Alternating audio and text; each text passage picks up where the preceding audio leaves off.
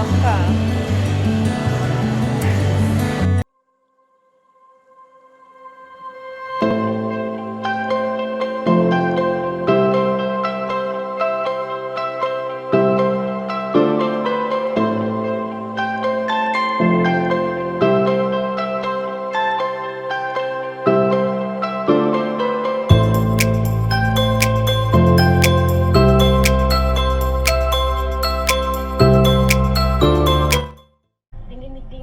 So, ayun guys, share ko lang pala sa inyo dahil hindi na ako nakapag-vlog after namin magpa-check up sa dermatologist regarding my scalp. Yung sa scalp ko pala guys, sabi ng doktor, psoriasis daw siya.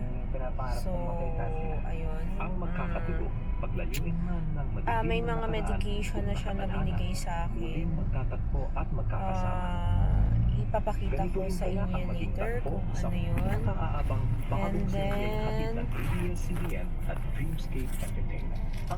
ito daw yung parang tawag niya, term niya, parang best friend ko. Trigger daw yung psoriasis sa stress.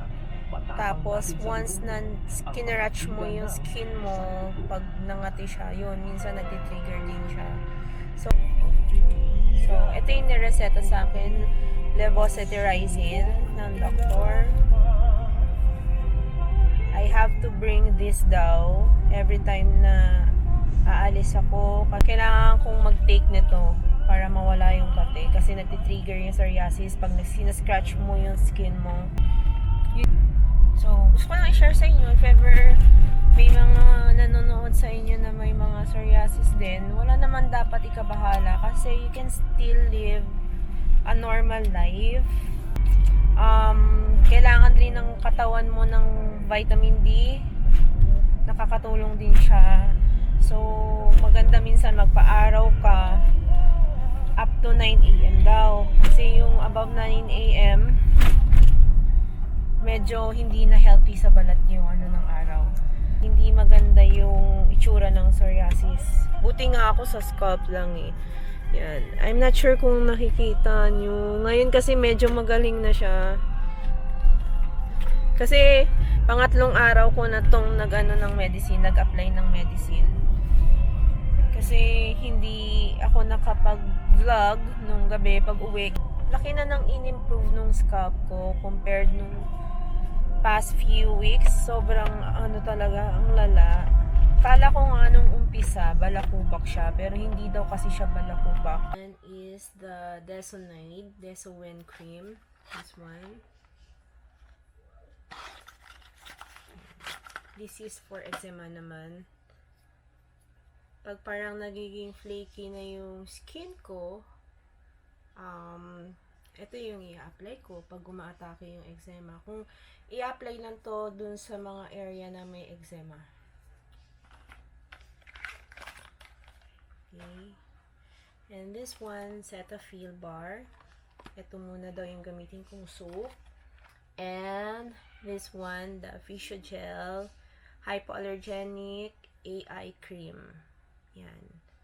Ito daw yung magandang i-apply sa face ko para yung mga white spot sa face ko matanggal daw. Yan. And ito naman yung sa body ko. Cetaphil Pro AD Derma.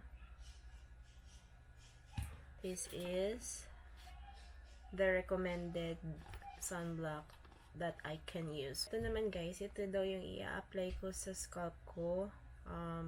Dun lang sa mga area na may psoriasis. It's a calcipotriol betamethasone. This one. Taba. Twice a day ko daw to i-apply. Yun, that's it. Anyway, yun. So, may nireseta rin siya na shampoo na I should use parang twice a week yata. Tapos, twice or thrice a week. Ko raw gagamitin. Every time na nagtitrigger si psoriasis. Pero, I need to use it din daw even though wala once a week. So, pag wala akong psoriasis, kailangan ko pa rin siyang gamitin once a week para anti-psoriasis naman yung purpose niya. Yung ano niya is T-gel shampoo. Yun yung inaano niya sa akin by Neutrogena. Pero naghanap kami ng husband ko, wala kaming makita. So, ang ginagawa ko ngayon, mild shampoo lang muna yung ginagamit ko. And then, hinahalo ko sa water. Tapos, yun yung ginagamit kong shampoo. So, ayun guys, sana nakashare ako na kahit konting information para dun sa mga taong may psoriasis and eczema like me. Basta mag-moisturize lang kayo, tas wag lang kayo gumamit ng mga products na sobrang tapang for your skin. Actually, okay naman siya, mamimaintain nyo siya eh. Katulad daw sa Cetaphil, ang maganda daw yung AD Derma. Mas naman sa Physiogel daw, ang maganda daw is yung AI cream. Yun daw yung maganda sa skin na merong eczema. Or siguro sa mga sensitive skin na rin, pwede na rin siya. Yun. So, anyway, hanggang dito na lang tayo guys. If ever hindi pa kayo nakakapag-subscribe and gusto nyo mag-subscribe sa channel ko, mag-subscribe na kayo. And pag nagustuhan nyo yung video na to, pwede nyo rin i-like. At kung gusto nyo maging updated sa mga future videos namin, pwede nyo rin i-click yung notification bell sa baba. Okay? So, yeah. Thank you guys for watching. See you on our next video. Bye!